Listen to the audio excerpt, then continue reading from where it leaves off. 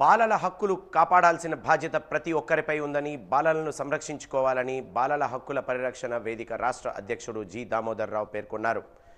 బాలల హక్కుల పరిరక్షణ వేదిక జిల్లా స్థాయి నూతన కమిటీ నిన్న సాయంత్రం బాబామెట్టలో ఎన్నుకున్నారు. జిల్లా అధ్యక్షుడిగా కందివలస వెంకటరమణ, కార్యదర్శిగా వై చిన్నారావుతో పాటు మిగతా కమిటీ సభ్యులు ఎన్నుకున్నారు.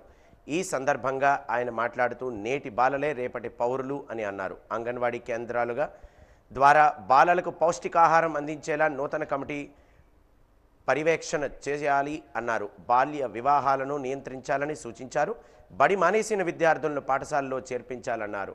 కార్యక్రమంలో బాలల హక్కుల పరిరక్షణ వేదిక మహిళా convener CH Subhash Sharma, legal విభాగం అధ్యక్షులు కె సతీష్ తదితరులు పాల్గొన్నారు.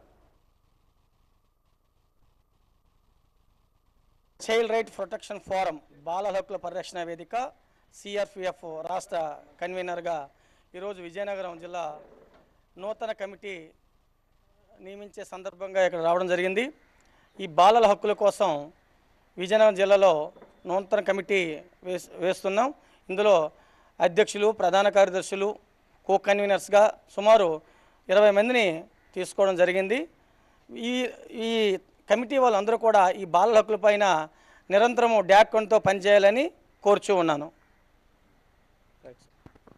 మీడియా సోదరులందరికీ నమస్కారం అండి. బాలల హక్కుల ఫోరంలో గత వారం వైజాగ్లో కమిటీ వేశాము.